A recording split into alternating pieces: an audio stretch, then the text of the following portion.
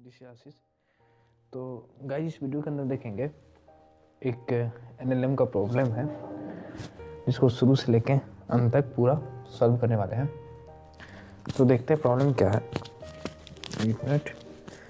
तो प्रॉब्लम यह है कि 2 मास है जिसका वेट 1 है, 5 kg mm2 10 kg connected by in extensible string over a frictionless pulley are moving as so in figure. Okay, तो फिगर में अभी आप लोगों को दिखाऊंगा बना के।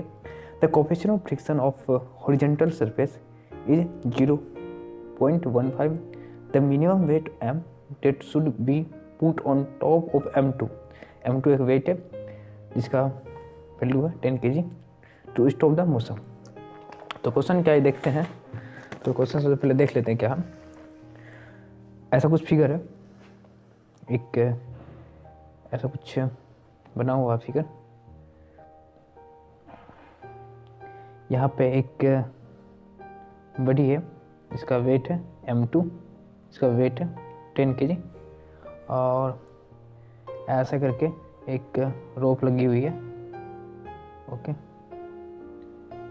यहाँ पे एक बॉडी लगी है जिसका वेट है m1, इसका वैल्यू है 5 kg। ओके, तो यहाँ पे हमको m2 दिया हुआ है 10 kg।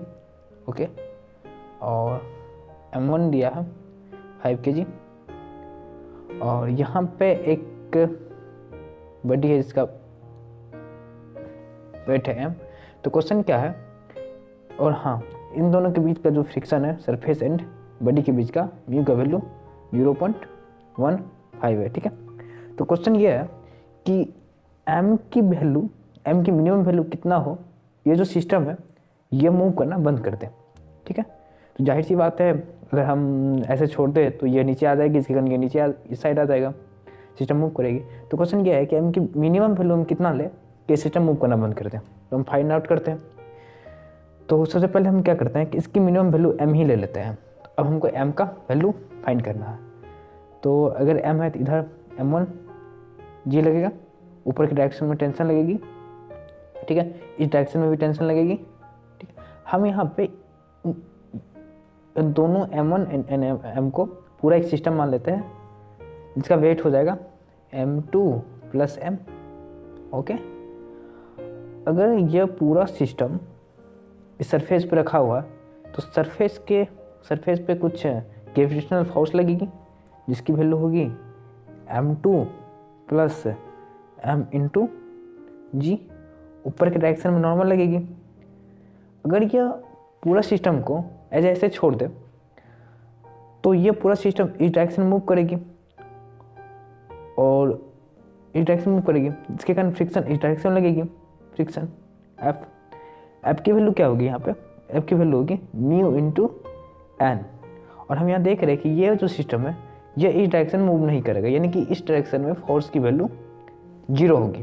तो नॉर्मल इक्वल टू क्या हो जाएगी, ये नॉर्मल इक्वल टू m2, ये वाली value m2 plus m into जी।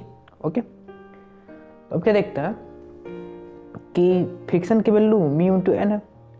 तो इस सिस्टम में हम क्या देखते हैं, अगर ये सिस्टम को मूव नहीं करना है तो ये टेंशन की वैल्यू इस फ्रिक्शन के बराबर होनी चाहिए। अगर मूव नहीं करना है तो उस ऐसा अगर हम कैलकुलेट करेंगे तो m की मिनिमम वेट निकल जाएगा, जो जिस वेट के कारण ये पूरा सिस्टम इक्विलिब्रियम में रहे।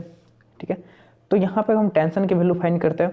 तो यहाँ पे ये अगर सिस्टम मूव ना कर रहा है तो ये वाली फोर्स एंड ये वाली फोर्स बराबर होगी, यानी कि टेंशन की वैल्यू हो जाएगी m1 इंटू जी। तो ठीक है, तो हम यहाँ पे क्या देखते हैं कि ये सिस्टम अगर मूव नहीं कर रहा है तो टेंशन इक्वल टू फ्रिक्शन हो जाएगी। और टेंशन की वैल्यू क्या है m1 into g equal to friction की वैल्यू म्यू इंटू एन। तो म्यू की वैल्यू क्या है 0.15 इंटू एन की वैल्यू क्या है m2 प्लस m इंटू जी। यहाँ पे जी कैंसिल आउट हो जाएगा।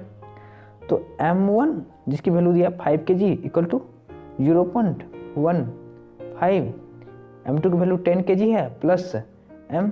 ठीक है, तो यहाँ पे अगर हम देखते हैं तो 10 प्लस m इक्वल टू 5/0.15, ये पॉइंट उड़ेगा तो इधर 100 हो जाएगा, जो कट के 3 इक्वल टू 100/3 हो जाएगी। और m क्या हो जाएगी 100 हो जाएगी 100/3 माइनस 10 जो हो जाएगी 70/3। तो m की वैल्यू क्या हो जाएगी 23.33 kg। तो m की वैल्यू मिनिमम 23.33 kg अगर हो तो ये पूरा सिस्टम इक्विलिब्रियम में आ जाएगी और मूव करना बंद हो जाएगी। क्वेश्चन में ही पूछा गया है। Thank you so much.